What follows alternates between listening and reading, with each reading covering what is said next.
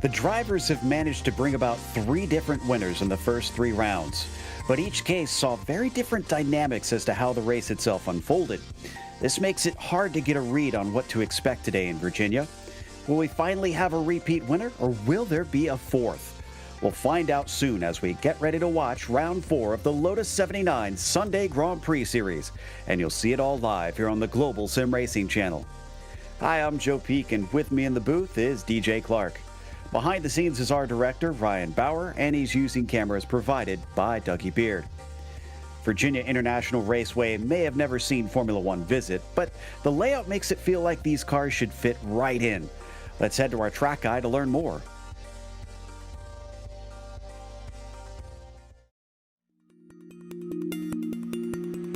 Welcome to Virginia International Raceway. This track near the southern border of its namesake has had the rare blessing of being resurrected from the dead.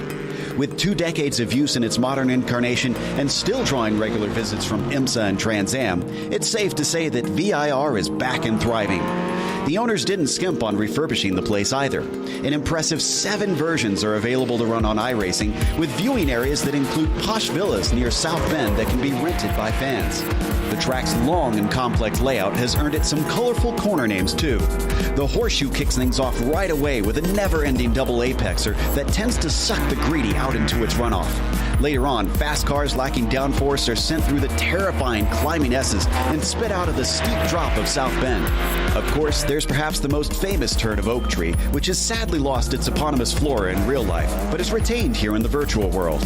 Let's not forget one of the scariest obstacles at the end of the lap, the roller coaster. The incredible speed drivers carry up into this blind braking zone is what causes it to require such immense bravery in order to get the most out of a lap. As you'd expect, the high number of corners makes passing rather difficult. Add in the fact that many of them are dangerously swift, and track position can wind up being a major factor in races. With the picturesque backdrop of the Appalachians around them, fans are not left wanting when they come to watch drivers face off at this historic track. It's no wonder the circuit has found success in its second chance at life.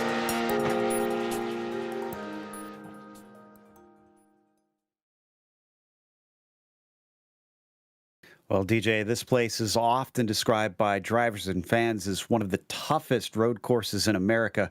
What's it going to be like, though, with these Lotus 79s out here?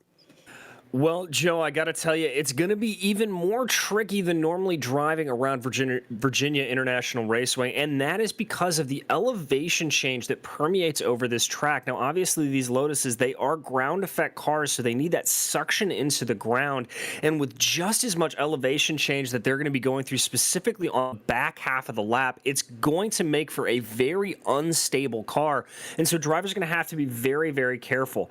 The real areas they're going to have to watch out for is the turn 7, 8, and 9 complex all the way up the run up to Oak Tree, and then obviously the famous roller coaster on the back stretch. Now, that roller coaster area is going to be an area that we will see some overtaking. I think that long run should provide some good drafting and a good chance to pop out and maybe make a move to the inside. We may also see a little bit of passing coming down the main straightaway and through that right-handed horseshoe of turn 1. But all in all, I think this is really going to be a race of mistake mitigation rather than outright passing ability. Something that should make it fascinating to watch, no doubt. But let's take a look at the championship because, as I mentioned, we've had 3 different winners. But Andy T has been the most consistent of those winners. He's the highest position right now, and he's ahead of Gernot Friesche, with Andreas Henkel just about the same distance back there in 3rd position. But look at that, a tie for 4th between Tolinen and Kochi. Now, Kochi's been there or thereabouts. He's seemed quick, but he's yet to get a victory. Could he be our 4th potentially today? As Tomasz Simon is down there in 5th, one of our other winners so far this season. What about the team's championship, DJ? Well, in that team's championship, you can see Parmalat Team Racing Brabham there holding strong at 106 points with Ligier Gitanes behind them, only 19 points back. So that's a bit of a gap, but not unassailable, especially this early in this season. Martini Racing Team Lotus not too far behind Ligier there, only 5 points back from them. And Scuderia Ferrari Spa A Sefek is sitting back about 8 points adrift. And then you can see there, Abalad Saudi Racing Racing Team Williams very, very close. So that battle for third or for fourth really shaping up into something special. Could easily switch around before today is over, but let's take a look at what today holds in store. We have a 26-lap race in today's round 4 out of 12. It is an open setup series. The drivers are pretty open themselves, though, honestly, about sharing those setups. So if you come into this series thinking, I don't know how to get this car right, just ask around. You'll probably have someone help you out. The incidents, that's going to be one to look out for. 17, you're going to get a drive through. 25, you'll get a disqualification. That said, it's a lot of grass and very little gravel here to catch you. So drivers, if they go sliding off the course, may be going for a ride for a good distance on that slippery green stuff. The pole position provisionally held by Vascaloppi is the first to set a time. Others coming in behind him here as we just see the first laps get onto the board. To Turk about half a second back. We're waiting on Freesia to come across, who hasn't been as strong in his qualifying. Or do we have some of our other front runners? I do see T and Simone here, so they are still yet to set a time. I think they're on their first flyer currently. They are indeed, Joe, as we watch Seppa here crossing over the line with a 35.837. That should slot him in a relatively decent time there. There we see him coming across. But it's really, really a tricky lap to get right here. As you mentioned in that intro, lots of opportunities to just dip a toe off into the grass. And of course, during qualifying, that will really set you back. Yeah, it'll discount the lap entirely as we watch what Seppa sees here on board with the helmet cam as he flies up towards the climbing S's. One of those places where swift, blind corners are helped out by the ground effects of this Lotus 79. And then onto the far side of the circuit, past South Bend and into the infamous Oak Tree corner. So far, this lap's looking pretty decent. He's got to try and improve on a 135.8. Yeah, it's looking very good here for Seppa. You see the control he's able to get. As I mentioned, coming up through those sweeping S's, you want to kind of feather the throttle very, very slightly to make sure you get it. As you see Timu there putting in a faster lap even with a 34.68, so good lap for him. Simone, who sits in second, is coming around for his next lap. Freesia pops up to third ahead of Andy T. So that is getting interesting. T just coming through left hook and into the snake right now, which is his second time lap. I see Tomas Simone heading towards the timing line. Let's see if he can go 2/10 quicker. He does. Is it enough? Yes, by 8/100ths of a second. Simone is now our pole sitter. An absolutely mega lap there from Simone. Here comes Andy T diving into the corners here. You see him working it around Oak Tree, just trying to carry maximum speed through the apex there and work his way onto the backstretch. Fourth position is going to be pretty good here to be able to start out in, but I think Andy's going to want to try to put himself a little bit further up. Now we've got Ove Trangrade, who's yet to set a time. Must have had an off on that first lap as I'm seeing it discounted, unfortunately. And Andy T is actually coming into Hogpen now. Let's go to the number 3, see if he can manage to upset things. Our points leader, who has a victory under his belt, comes up the hill and towards the start-finish line. What's it going to be? A 34.8. That is faster, but it's only good enough for third. Just barely moving himself up, but even that one position could help Andy as we get closer and closer to the end of this. Now, let's watch here. Trangarade coming around Hogpen, straightening everything out on this slightly windy straightaway. What's he going to be able to do on this lap? Ooh, that looks slow, Joe. And it didn't count again. So another off, unfortunately, meaning Ove is going to have to start at the very back of the field. Paul Williams has already completed his 2 laps, which means our session is now complete. What's interesting about that is Vascaloppi and Simone both said that they weren't too happy with their laps, but they are on the front row of the grid, which we'll read out to you now. Tomas Simon is on the top spot with Vascalampi to his outside. It is Andy T starting in third and Gernot Friesche starting P4. Michael de Turk will start fifth. He'll be flanked by Severi Seppa and Andreas Henkel starting in seventh. Tolanen, who likes to trim out the car. Let's see if that helps him on the long straights here. Starts eighth. Paul Williams in ninth, and Konecki rounds out your top 10. Alessandro Parigi is going to be starting off in 11th, followed by Timothy Reed in 12th. Martin Granberg will be 13th, followed by Dennis Schoenig to the outside of him. In 15th will be Christophe Dubois, and then Emer Tenyo-Carr will be 16th. Eero Kuroglu will be in 17th, followed by Pablo Suarez. And then, as we mentioned, Ove Trangarade unable to set a time, as was Fabrizio Massani. Bit sad that we're missing one of our winners so far this season. Oskari Rinne finds himself sitting at the sidelines today, unfortunately. Not too hot. You could see there's a lot of cloud cover with our live pictures. So only 90 Fahrenheit on the track surface currently at the start of this race, but it's just past 2:30 p.m. virtual standard time here, 32 centigrade for those who are across the pond and elsewhere in the world. The cars are currently gridding up, and we should be on our way pretty soon. But I am a little bit worried about attrition here, DJ, as this is a track that seems to gobble up cars pretty easily. Very, very right, Joe. You've got to constantly be on your game to get things right. And I think in these opening couple of laps, we've really got to watch out. That 90-degree track temperature is going to make it very tricky for these drivers. It's going to take about a lap or a lap and a half for everything to sort of come in and feel natural for these guys. So they're going to have to be taking it easy with those cooler track temperatures. All right, just waiting for Trangrade to grid up, and then we've got all 20 cars out there and ready to roll. It looks like, oh, and Massani seems to have backed out. So the number 19 car, I think, is deciding to start from the pit lane potentially. As the engines start to rev, the lights come up, and the green flag is out off the line. Simon does not look good, but Vascalampi, who initially starts to gain on him, doesn't as much here in the second half. Looks like Simon's got it under control as they now swing down to the horseshoe. And we've got a huge wreck, a lot of cars missing, unfortunately, in the back.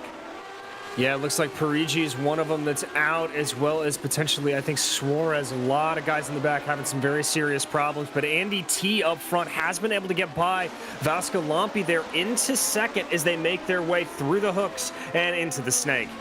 And Carr, unfortunately, spun out coming out of the horseshoe as well in a completely separate incident. We're riding on board with third place Andy T, second place technically Simon ahead of him. Parigi, who you might see on the time and scoring ahead of him, is actually going to be a lap down as he has taken a tow from his involvement in that wreck into the oak tree corner for the first time. Simon trying to get himself out of reach from Andy T as they're going to pick up pace and fly down the longest straight of the track. And it looks like most drivers there in the back able to get sorted coming out of Oak Tree. It's always very tricky. That's a real concertina corner. Michael de Turk there had a very, very late look on Gernot Friesche there, but decided to think better of it. We ride on board as they come through the roller coaster for the first time. Down the hill one more time, getting ready to complete lap one out of Hogpen, and Simon leads the way, but T had gained about 2/10 since he came off of Oak Tree, and now he's going to get another pull on it as we ride on board with Tomas looking back at Andy T. Gets it down to 3/10, but he runs out of straightaway as they hit that right-hander for the second time. Vascalampi still chasing despite starting on the front row. He has been demoted to third, and Gernot Friesche, who started exactly where he sits, is watching idly by. Well, and Joe, I think that phrase of running out of straightaway is something we're going to be saying a lot today. The only real way to guarantee a good move here is going to be diving in late on a corner and catching the guy in front of you napping. It's not going to be easy to pass. Looks like things have calmed down a bit. Why don't we take a glance at what happened there on that opening accident? I believe it started with Parigi, as I think he got a little wheel spin, and then unfortunately those behind him could not avoid that number 12 machine. So we gather that one together. Here we go. It looks okay at the start. Oh, and then suddenly the car just starts to go. And yeah, the cars are moving at such a high rate of knots, DJ. It looks like they just could not avoid him after he bounced back on track. Yeah, looks like that was either in the second stage of the initial opening, or maybe when he shifted up into second, he just caught a little bit of wheel spin. We ride on board there. Yeah, you see it. Joe, I think that's a situation of actually a little bit too much input at low speeds in these cars. These cars do not like driving around slow. They need that ground effect to suck them into the ground to really have good handling.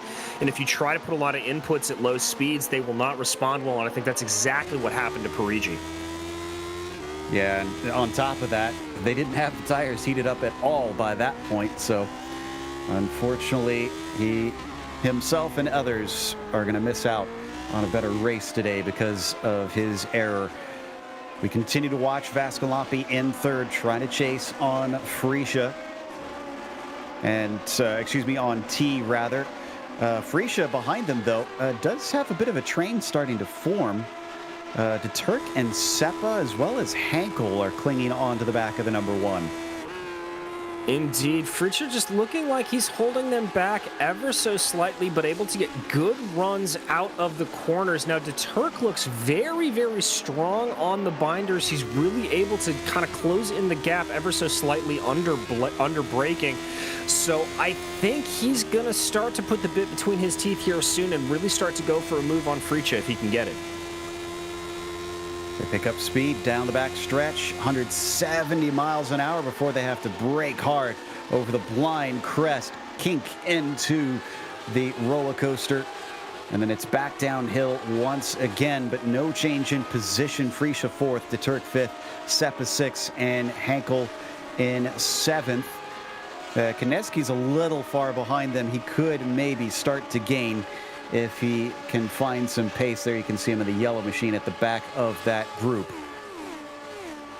Yeah, and you see that really starting to tuck in. Let's see if there's the duck out here to make anything happen going down. We ride on board with Timothy Reed there, who's sitting in the popcorn position just watching this battle develop. Nobody really looking like they want to make a move down into the horseshoe, Joe. I think it looks like the number one overtaking opportunity today is going to definitely be coming into that roller coaster.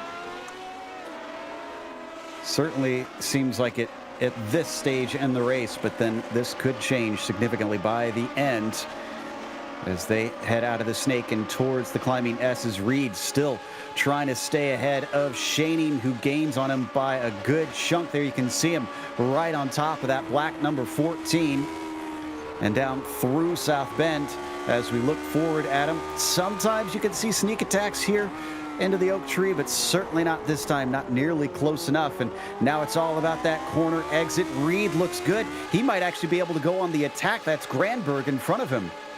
He's got a little bit of ground to catch up on. I think Granberg was able to just get it. And then, Joe, you talked a little bit earlier about the setup here. There comes Shaning to the inside. Looked a little bit quicker. Maybe more straight line speed, but he can't make the pass stick as Reed fends him off for 12th, at least for the time being.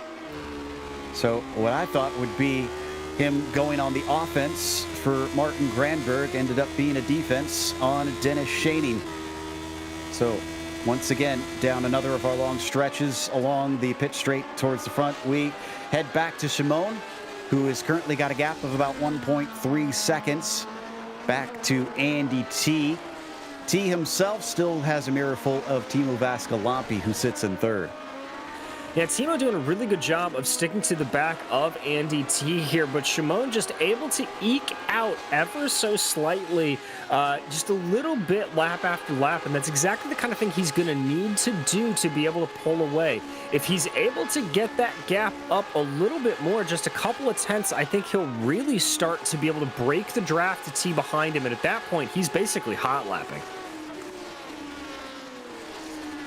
Certainly needs to make up some ground on Shimon if he wants to take another victory. Two of our winners up within the podium currently, so it's looking likely we could have our first repeat of the season, but Vascaloppi is the one that's going to try and change that as we watch his fellow countryman Severi Seppa coming up the hill, chasing Michael de Turk in P5, but he's certainly not going to be close enough this time as they finally hit the binders. This is all taking place still behind fourth place Gernot Frische in that red Brabham. As we go side by side, Schoening here finds himself battling with Reed, and Reed's going to have to give up the ghost as Dennis finally gets that one done. Absolutely excellent move there from Dennis Schoening, just holding it around the outside of the first part of the roller coaster, knowing it's going to switch back to his line, and now he's able to pull away. And Joe, I really think Reed is running a little bit more of a heavy downforce setting as he gets passed again here. Looked like their Trangrade was trying to take a look at him. Oh, actually, he's going on the attack. He managed to get inside of Dennis Schoening. I know we've switched a little bit farther up, but he managed to get side by side, and Schoening did hold him off. Let's take another look at this. This goes back to what we were talking about. Just seems to have a lot of downforce cranked into it, and maybe he was quicker through the horseshoe. Very much so. You can see the lineup here, and that is behind them. Trangrade starting to take a look there at Reed, and Reed just goes through a little bit of a lockup, and then it looks like Schoening just goes wide, and Reed says, thank you, I'm going to go back for it. But as they got back onto the straights, you can see there Schoening able to hold it down, but trying to make a look there through the twisty bits going into Oak Tree. Reed not letting Schoening get away from him. He really wants that spot back. Unfortunately for him, as we come back live, we are on the backstretch yet again, and he's being gobbled up by Uwe Trangrade, who's a little out of position without a qualifying lap. This will get him 13th if he can finally get the job done. He does. Outbreaks the 14 of Reed to take P13. Next on his list going to be Schoening. And yeah, Joe, not to beat a dead horse on that, but definitely Timothy Reed running a high downforce setting. It's helping him through part of the track, but you see just how much of a sitting duck he looks. But we jump up here to Andreas Henkel, currently in 7th place. That's Seppa and de Turk directly ahead of him, a little mini train developing. Yeah, Seppa in the Williams currently as they brake hard down into NASCAR Bend. This is where it gets very technical.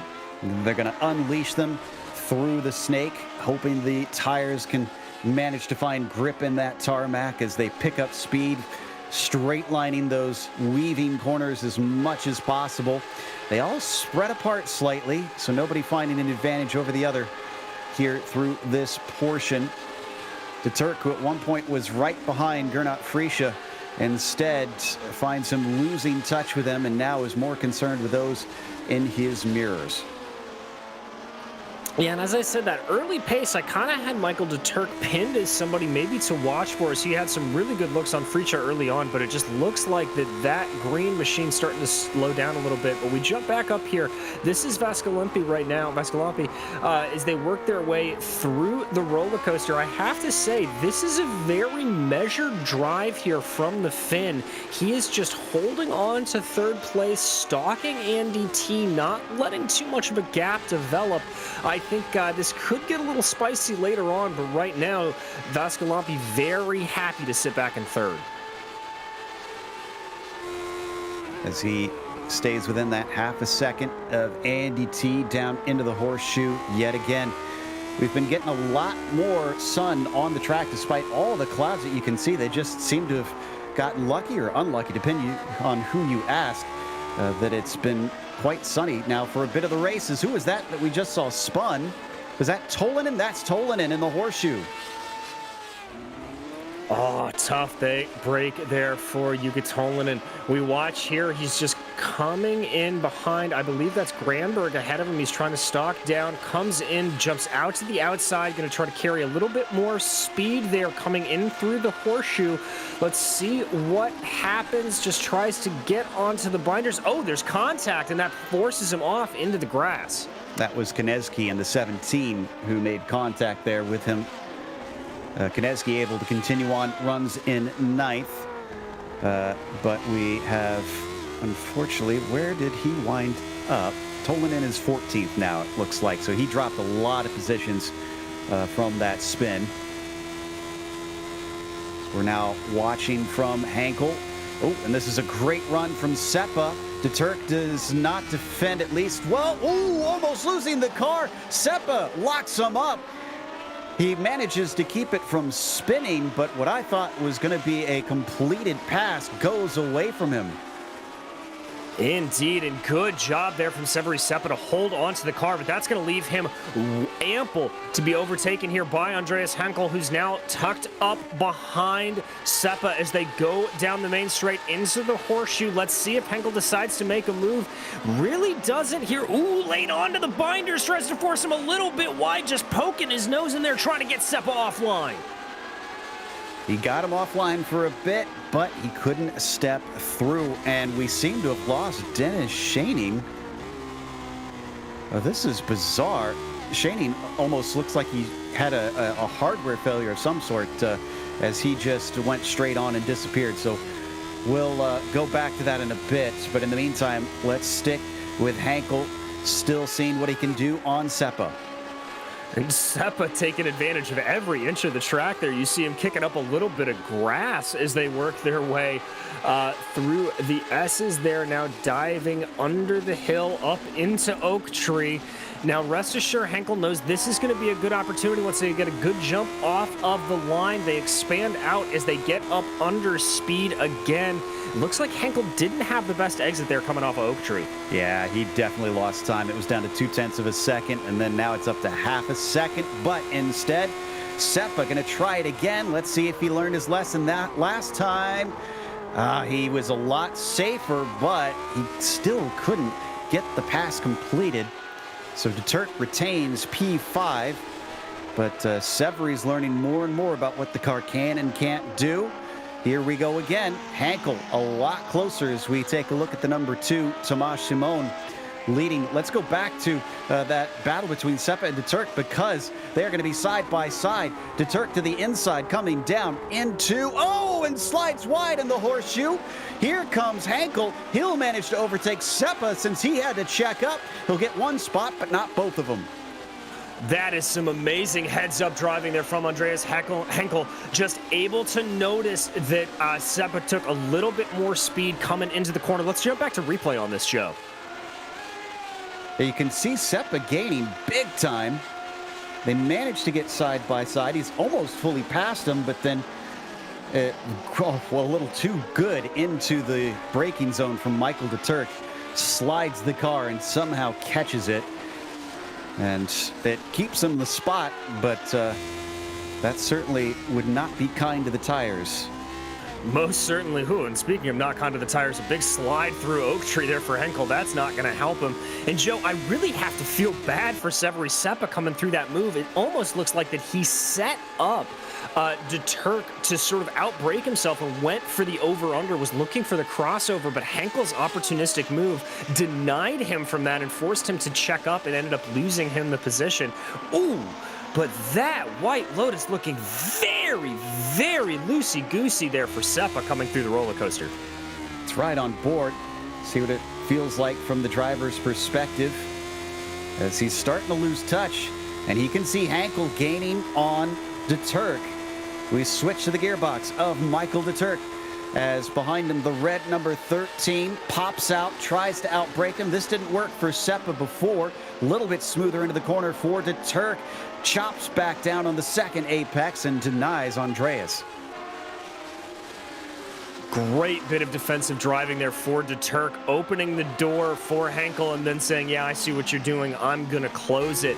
And Joe, that sort of squiggliness there from Seppa, it brings up a good point in these Lotuses. You know, we do not have pit stops really over the course of this race, and these drivers are very keenly aware this car is very sensitive to weight changes. So as fuel tends to burn off, the car can get very, very loose and be an entirely different beast from when you started. Seppa, I think, really experiencing that here.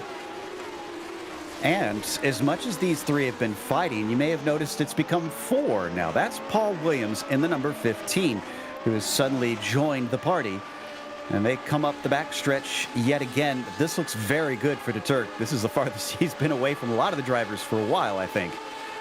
Yeah, he'll be very thankful to actually be able to breathe and just focus on his own brake marker coming up through roller coaster. Nobody taking a lunge out at this point. But we've seen Turk struggle a little bit coming off of Hogpen, and he's been very susceptible to an overtake coming into the horseshoe in that first corner. So let's see if the same proves true here. As they start to fly past the pit straight. Ooh, he's gaining yet again. Hankel looks very quick. He's going to look to the outside, which hasn't worked for anybody yet, trying to get by to Turk. And this time, can he get the over-under he's looking for? He tries for it, but that second apex just keeps him out of it. Yeah, and at this point, if I'm Andreas Hankel, as we ride on board with Severi Seppa watching up at this battle, I now know that that is Michael de Turk's preferred move. Coming out wide, shutting the door a little bit into that second apex. So I'm going to start to plan out, if that opportunity presents itself again, how I can maybe take advantage of that. I know de Turk's going to defend to the inside, but I may want to deliberately overslow my car going into that first corner and try to position myself to the inside as quickly as possible to deny him the ability to shut that door. Well, here's another one of those chances coming out of the very slow oak tree, but doesn't look like he's quite there. This battle and the closeness between second and third are really the best ones we've got, and here we've jumped up to third place now. Timo Vascalampi still chasing Andy T. We're on the roll bar of the fin right now, the number 7. Towing us along as he gets towed behind Andy T, but still just can't seem to get close enough to affect that pass. As we got to jump back to this group now. Michael de Turk finds himself chased down by Hankel. If he can get fully past and maybe cut him off at the first apex, that might do it. Can he turn in? No, not going to have the chance. There's a car to his inside still, and de Turk almost runs wide into him, as now he has to play defense on Seppa, who almost pulled the same move on him. And Joe, I think there may have actually been a little bit of contact there with de Turk's wheel and Hankel's wing, but it doesn't look like any damage was sustained to either car, so they can be thankful for that. But now let's watch Hankel here. We've seen an opportunistic move or two coming down into Oak Tree. He's close enough to maybe think about it. Oh, side by side through the climbing S's does not sound like a good idea, and Andreas is aware of it. He backed out of it before it became way too sketchy. This does allow Seppa to close in as they come through South Bend, compress at the bottom, and then up into Oak Tree. Who's going to get the run along the back stretch? It looks like Seppa's pretty decent here. Yeah, that was not a good turn there for Andreas Hankel. Just couldn't get the car to bite down onto the apex. And here comes Seppa. He's going to dive out to the inside of the fast sweeper of the roller coaster, but he's going to be on the losing end when they come to the second part. Ooh, he backs out of it a little bit. Is he looking for an over-under, or he just couldn't get the car slowed? Yeah, Seppa has tried that move, what, 3 or 4 times now that we've witnessed, and just doesn't seem to be sticking.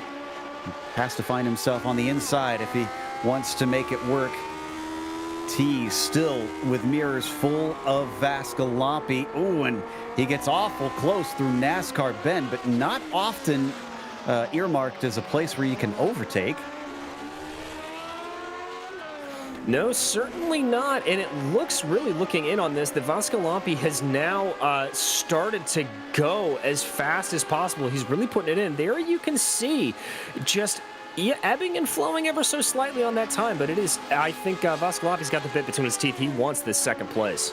Yeah, this is some of the closest we've seen him yet. We're past halfway into this race. If he gets a good launch here off of Oak Tree, this could be a great chance. Let's see what he's got. And they start to accelerate past the support pits, up the hill.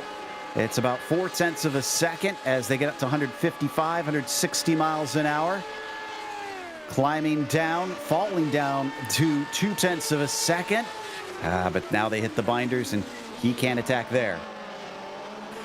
You saw there, that was Vascalampi just poking his nose to the inside a little bit. I don't think that was a legitimate move, Joe. That was just trying to scare Andy T ever so slightly. Oh, and Seppa managed to get side by side with Hankel, but still can't get the pass done. I think he was past him for a brief moment. I think you're right, Joe. And we're going to jump back to check out a replay on that real quickly to just see what happened to Seppa coming in through roller coaster. Once again, gets himself a great run. He knows it. And then look at Andreas trying to break the slipstream, weaving across the track. And he pops out, manages to get side by side. This is one of the best runs we've seen from him yet. And, oh, he looked a little timid that time, if anything. It's a little strange there from Seppa. We've seen him be very aggressive coming through that corner before, so I wonder if he just didn't feel like at this stage what the car was handling, he had the ability to hold down on the corner. But he's now going to just stay back in line, holding on to that 7th place position. But we come back up with Teemu Vaskalampi as they come out of Oak Tree. That's a very, very good exit for Vaskalampi. Let's see if he's going to be able to take advantage of the slipstream here. The gap only about 0.3 of a second.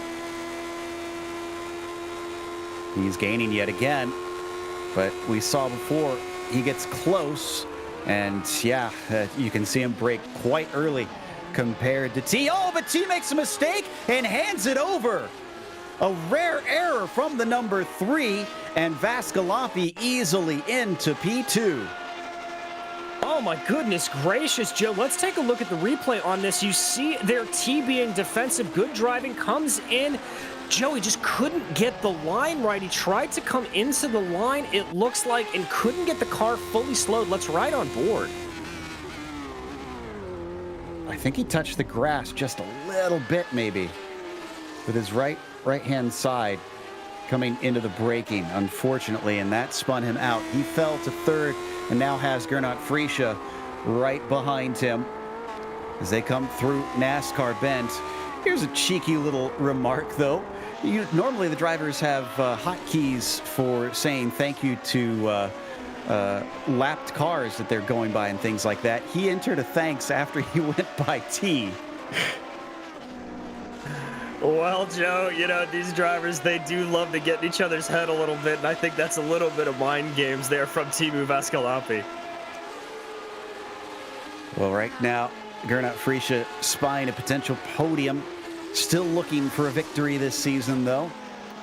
As he comes out of Oak Tree, looks a little wide off of there, though. That's not going to do it. Yeah, it's not going to be there for him, but I think Friesche knows now that T's going to be in his head ever so slightly, and he's going to want to take advantage if he can. But we check back on that battle we were watching earlier. Indeed, and it is still Michael de Turk at the front of it. He may have lost touch with Friesche, but he's taken being the engine of this train quite well, and for a number of laps. Good under braking there for Andreas. Cuts it down to 1/4 of a second up to the gearbox of the number 6. We're going to ride on board with him looking over his shoulder, and look at how violent these cars are coming through some of these corners. Yeah, it's really remarkable just how much you have to be on your game to be able to hold on to those cars. The littlest little thing can just throw you off. Another defensive move from Michael de Turk, and another move from Hankel that looks eerily like Severi Seppa's that does not get him the position, unfortunately. In fact, Seppa's still clinging to them along with Paul Williams. Williams very much in the popcorn position, munching away, waiting for the show to start and for him to take advantage. We hop on board with him as well from his roll hoop. Indeed, you can see Williams just sitting back and watching and waiting to see if anything else in this battle is going to develop. He's done a good job to just hold on to that 8th place position and be now in the popcorn spot to just see what happens. Here we go again, on to the back stretch. Is anybody going to have a chance to try and make the pass stick? That seemed like a tiny little bobble from Andreas there off of Oak Tree, so he won't be able to catch the Turk. But here comes Seppa behind him, gaining hand over fist. Both of them starting to gain on Hankel, and then they all have to brake at the same time. Oh! I don't know if Andreas was trying a legitimate pass there or if he was just trying to take avoiding action onto Turk. My guess is that's a little bit of the latter there, Joe. Deturk braking very early, and oh, what a great onboard shot with Andreas Henkel. You can see just the inputs that are required to drive this car fast. You constantly have to be sawing at the wheel, coming through those fast sweepers to make sure that the car goes the straight way possible. Locking him up. Oh, and that shakes Deturk off of his racing line in a big way. Still, none of them change spots, but things are starting to get over the limit here with this group. They are at 10/10 and sometimes more. Indeed, this battle just absolutely insane. We're going to check out a replay here. Now watch this. Deturk just comes in a little bit late, carries a little too much speed through the horseshoe, and good job of him to be able to keep it off. Whoa! Doing his best impression of a drift racer there. Incredible job from the number 6. Ooh, and from on board, that actually looks mighty smooth. Didn't seem to panic at all, just held the wheel, crossed him over, and on his way he goes. If we come back live, Henkel is being chased by Seppa, and this is the closest we've seen Severi in a minute. There you can see the white car popping out now off the left-hand side, which he has tried numerous times. None of them have worked, and it doesn't seem to work yet again. Yeah, Severi looks like he's able to really close up well in sort of the mid part of that straight, but when it comes to the braking zone, dare I say, he's just a little bit timid getting onto the binders, and it's really hampering his ability to get a pass done. As they cross the line, starting lap 19, it is still Shimon up at the front of this field by about 6.5 seconds over his nearest rival. Just hasn't been challenged much ever since he was able to break that slipstream. These four still fighting for 5th place at a NASCAR bench. This time much smoother through between the 13 and the 6. Very much so. That attack from Seppa looks like it's backing off ever so slightly, and now it's Henkel in the catbird seat, getting a good run here as they make their way through the rising S's. Henkel very close here to Deturk. I think he knows his best chance is to be tight enough to that slipstream coming out of Oak Trees, trying to stay with him. Oh, and that'll do it. Instead, as Deturk spins off into the tire barriers, another victim of the ever so tricky Oak Tree corner. Oh, I mean, I'm frankly surprised that Deturk is the first one to fall to that tricky corner. Let's watch the replay here of just what happened. So all three behind him get promoted up one position. I think he's going to put his wheels off into the dirt. Let's see. Yep, well, he was already sliding on his way in, though. Yeah, Joe, I think it's a little similar to what happened when he was coming through Horseshoe on that last time, that he just carried a little too much speed into the beginning phase of that corner that threw him offline. He unfortunately had to take a tow. Too much damage to the car after that hit, so doubtful he'll be able to make it back onto the track to compete from here.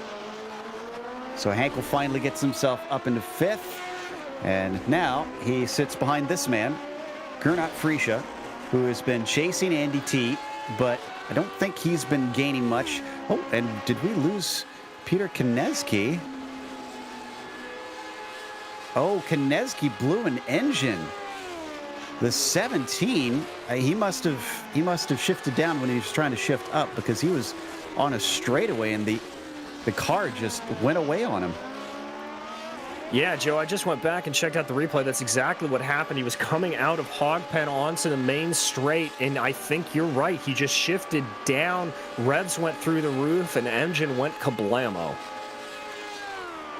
Well, that's the unfortunate downside of an H-pattern shifter. As we watch from Paul Williams, it's back to 3 again. And Williams, who is fighting here with Henkel, does not have enough of a run this time through. Taking a lot of curb, and they all managed to get out the other side.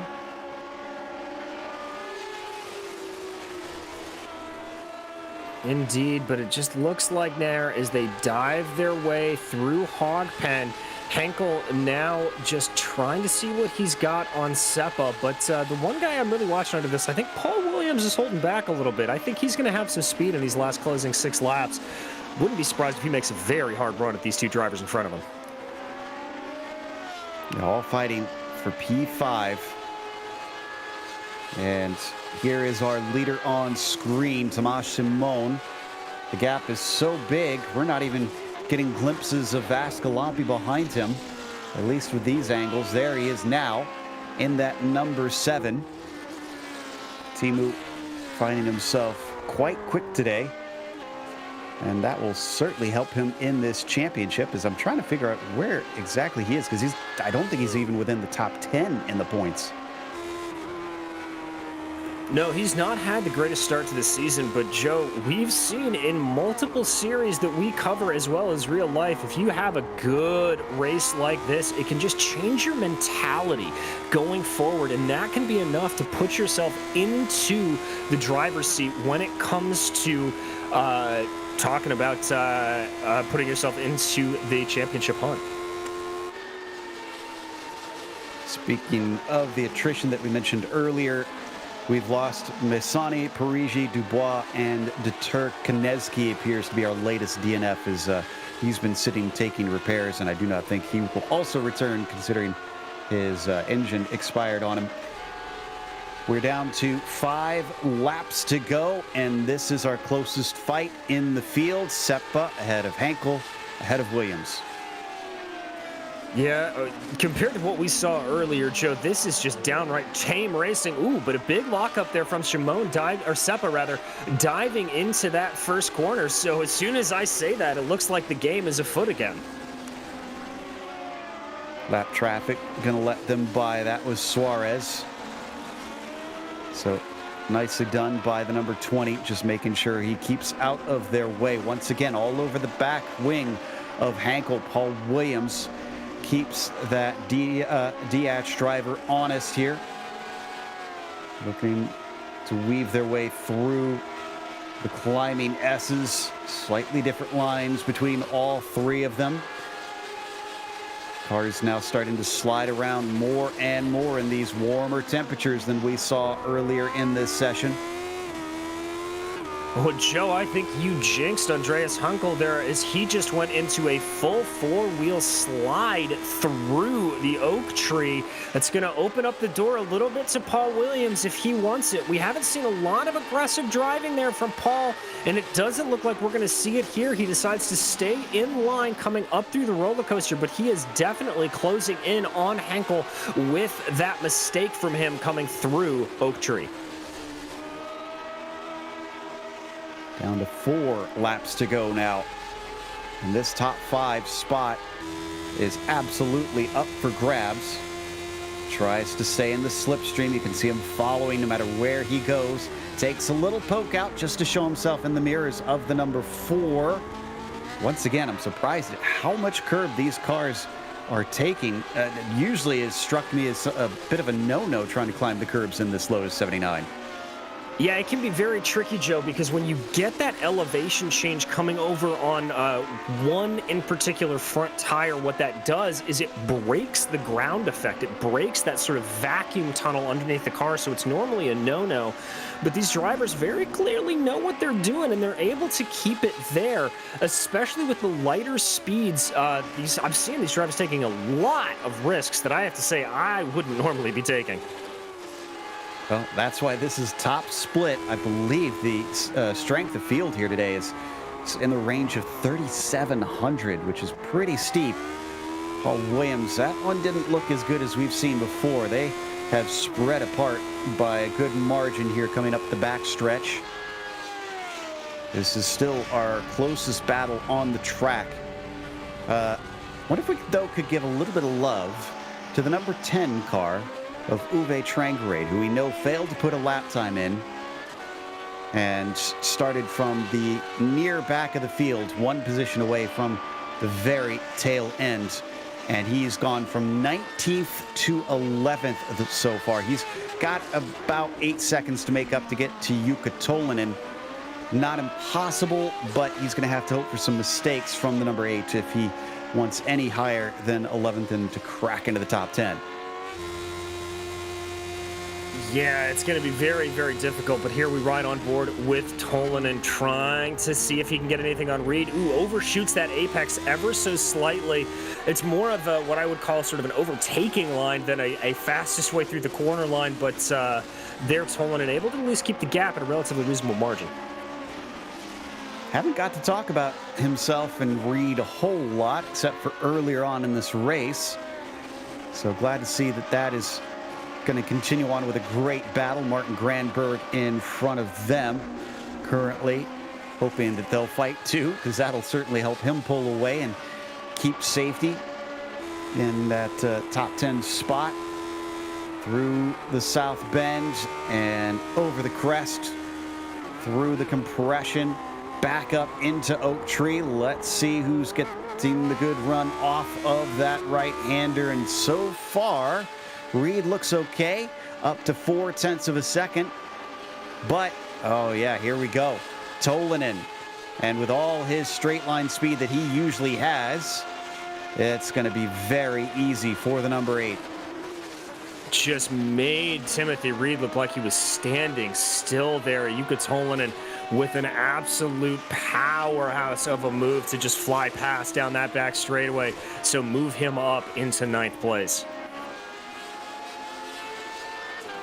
This is the man that has been up at the front since the drop of the green. Tomasz Simon, who took victory in the first race at Monza, but unfortunately had to miss the Hockenheim ring and then didn't have a great one out at Brands Hatch. Watching how the Master does it, looking to repeat his championship this time through. This might just, let's see, T in 3rd. No, that won't launch him back into the lead of the points, but it will chop away at that 24 point lead, actually 44 point lead that T has ahead of him.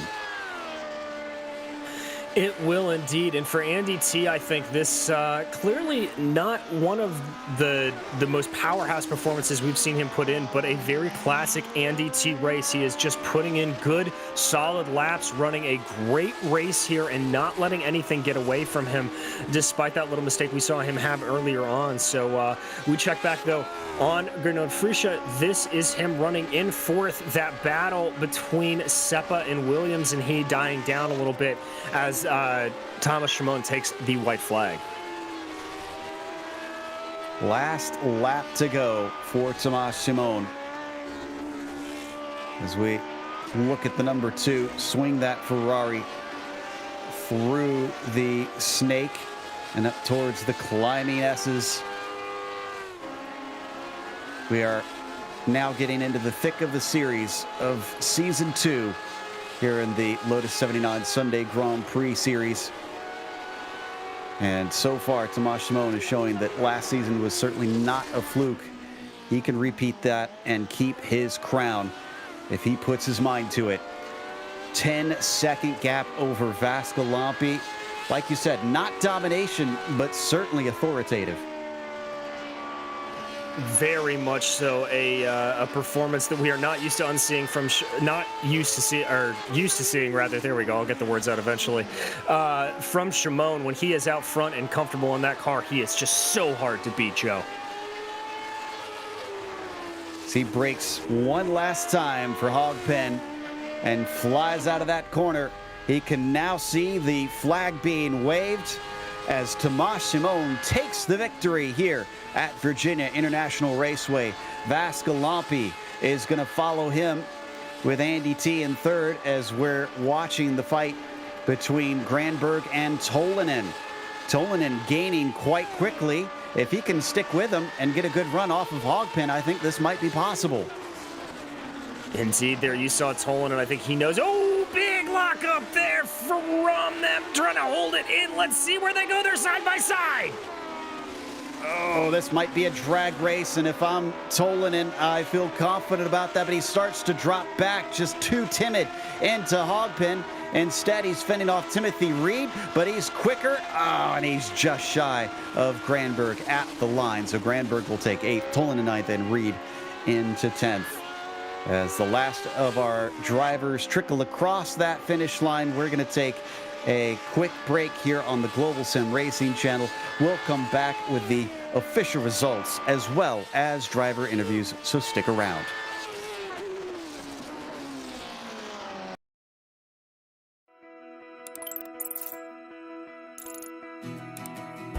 iRacing is a sim racing game that combines a true-to-life racing experience with an online community of virtual racers from all around the globe.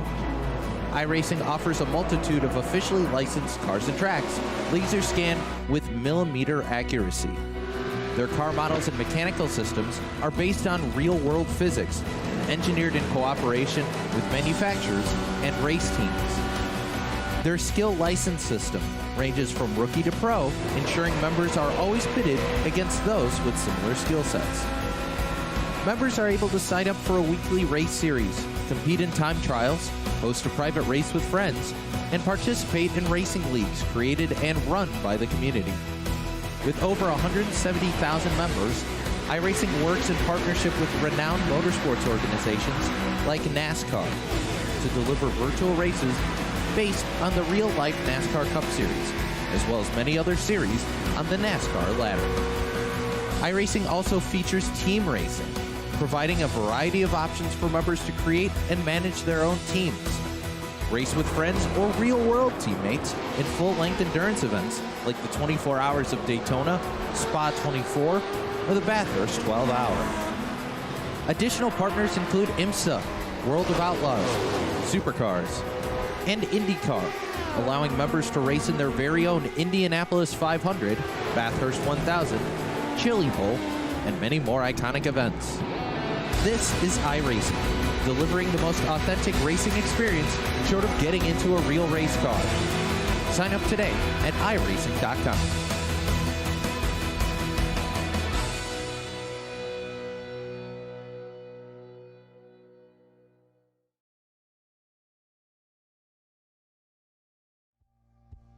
Welcome back to Virginia International Raceway. It was Tomasz Simon taking the first repeat victory of the season. And that was over Teemu Vaskilampi, who surprised some with his pace today, but not others, as the Finn wound up only about 11 seconds back from Tomasz when all was said and done. Andy T made a mistake, gave up that second place midway through the race, but still got a third, and Gernot Friesche followed him home with a P4. Severi Seppa managed fifth with Andreas Henkel behind him in sixth. A race-long fight between them and Paul Williams following, but settling for seventh. Martin Granberg was P8. Jukka Tolinen was ninth, and Timothy Reed was 10th. Coming home in 11th was Ove Trangerade, followed by Eru Kurogu in 12th.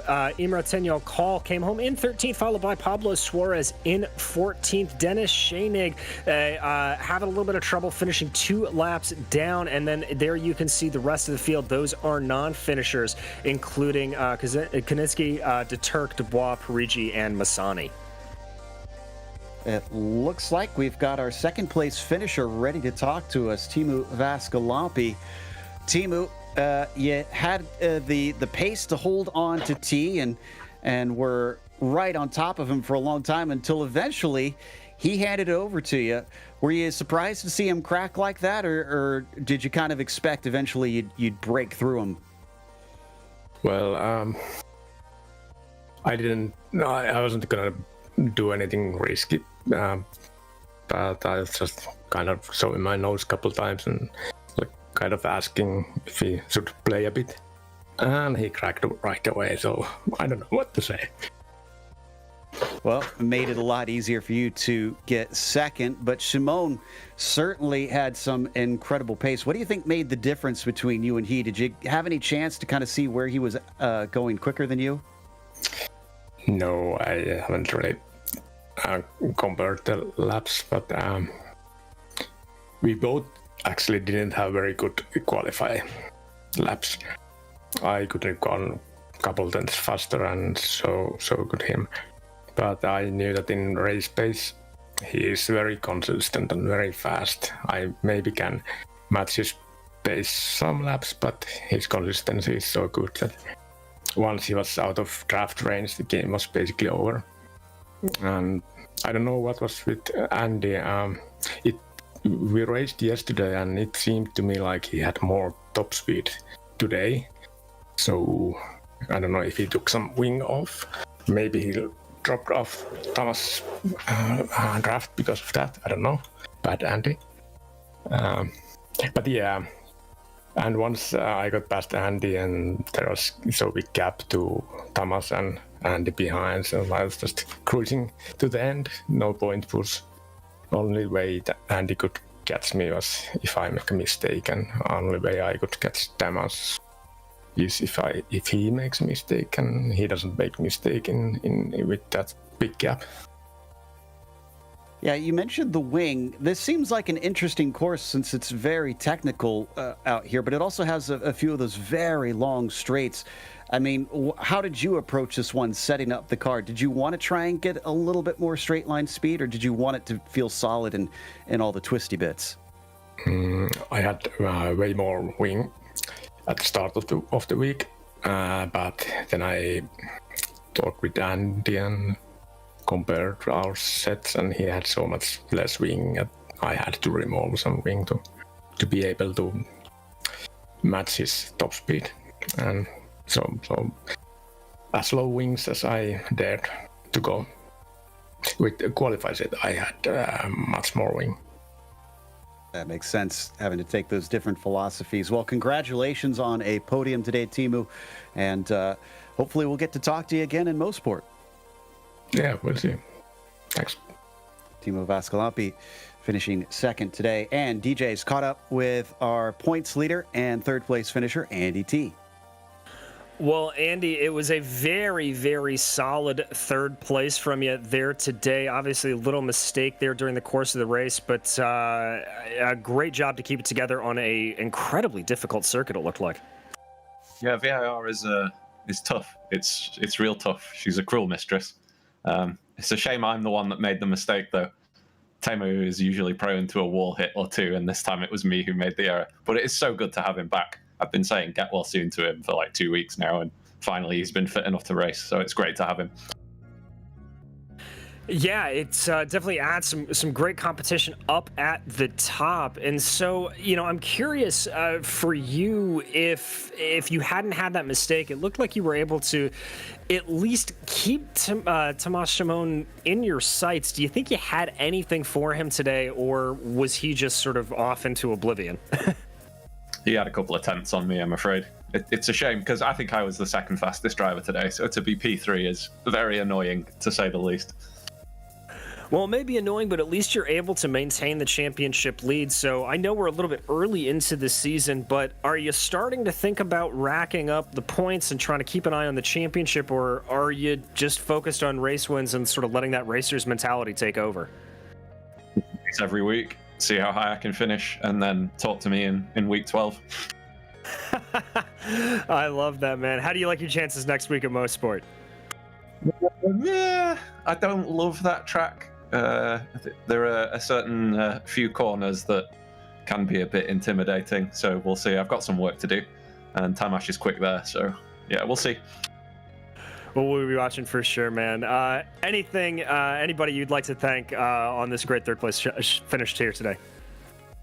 Teemu, as always, I'll get you next time, buddy. Great to have you back again, and you guys for the broadcast. It's fantastic to watch it back every week, so thanks.